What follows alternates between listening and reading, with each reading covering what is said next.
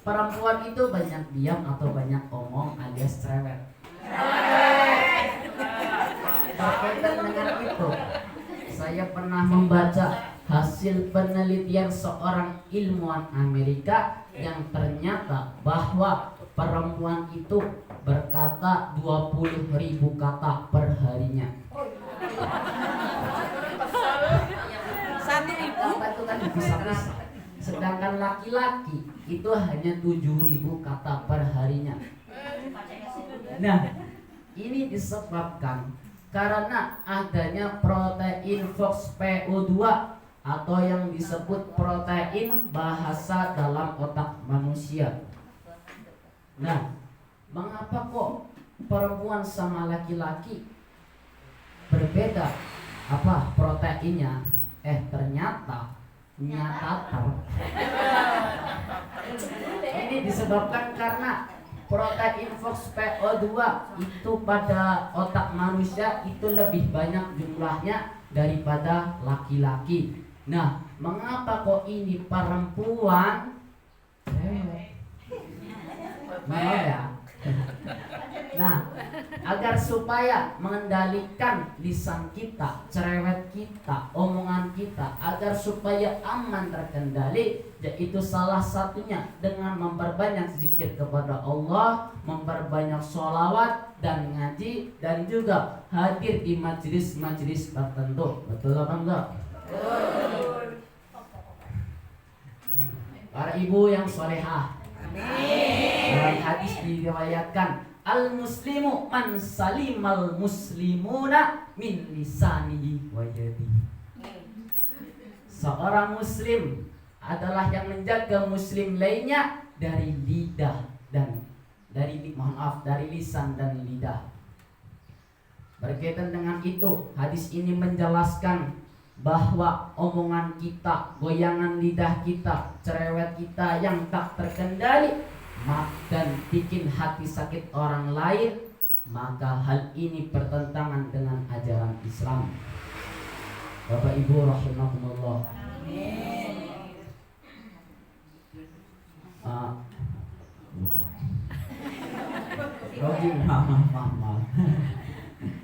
Terus orang, karena apa sih bahayanya orang yang menggoyangkan lidah dan bikin sakit hati orang lain? Gara-gara lisan kita yang terjaga dan bikin sakit hati orang lain, maka salah satu penyebabnya akan mengalami muflis akhirat. Apa itu muflis akhirat? Muflis akhirat itu adalah bangkrut di akhirat. Apa mengalami apa, Bu? Bangkrut itu apa? Bangkrut itu rugi atau entek-entekan atau habis-habisan tanpa sisa. Nah, wong bangkrut di dunia saja mengerikan, apalagi bangkrut di akhirat. Pertanyaannya sekarang, kenapa kok disebut bangkrut akhirat? Kenapa?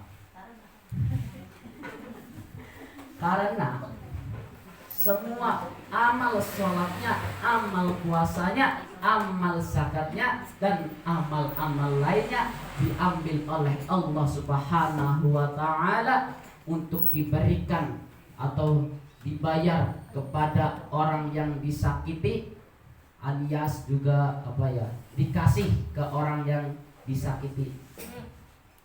Nauzubillah. Makanya Bu, jangan menyakiti hati orang lain.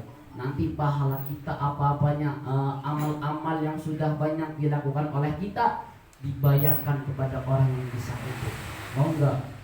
Boleh. Nah, enggak boleh, makanya jangan. Nanti di akhirat hisabnya malah berat, karena amal baiknya kita diambil, dan maka amal jelek menjadi berat, dan akhirnya dimasukkan ke dalam neraka jahanam. Nauzubillah. Untuk dari itu Bu, mari kita istighfar bersama, memohon ampun kepada Allah Subhanahu wa Ta'ala supaya Allah memaafkan kita dosa-dosa yang telah lampau dahulu. Dan juga yang punya banyak hutang, insya Allah dengan istighfar hutangnya akan lunas. Amin. Yang amalnya keras berarti utangnya banyak. astaghfirullah rabbal baraya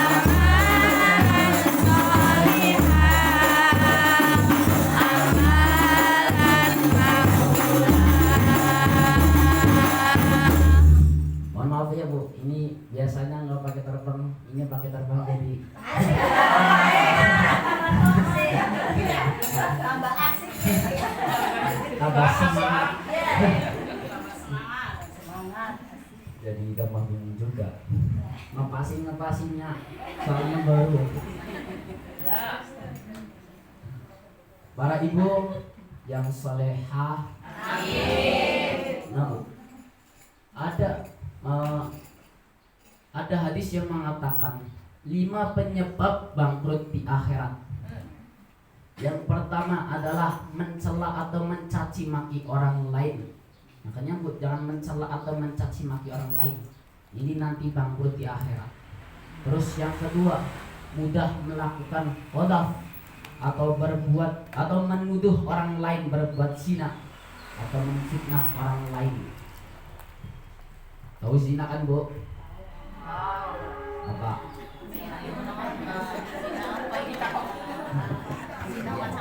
Zina itu berhubungan dengan seorang yang bukan mahramnya ya. Insya Allah di sini ibu-ibu nggak ada yang zina ya. Mudah-mudahan nggak ada. Terus yang ketiga, merampas harta orang lain, termasuk mencuri, merampok, dan korupsi. Ibu BRT di sini ada nggak Ibu BRT? Jangan korupsi, jangan mengambil harta rakyat, jangan mengambil hartanya orang lain ya Bu. Nggak ada ya. Ini bang anggur, duit kayak tingkong.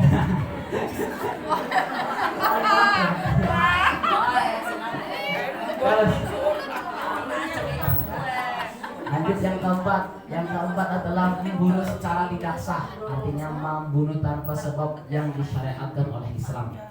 Yang kelima adalah menganiaya atau memukuli orang lain baik secara fisik maupun non fisik.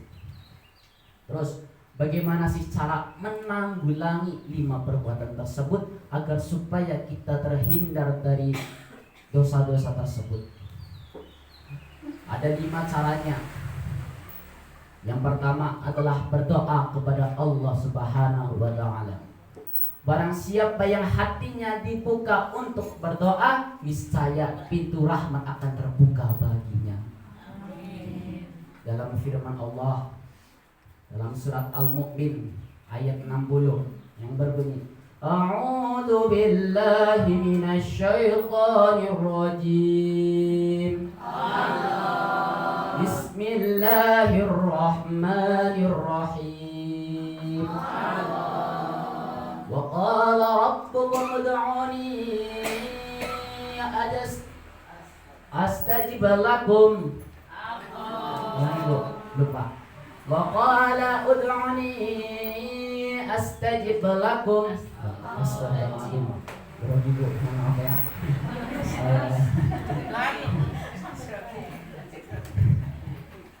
Bismillahirrahmanirrahim.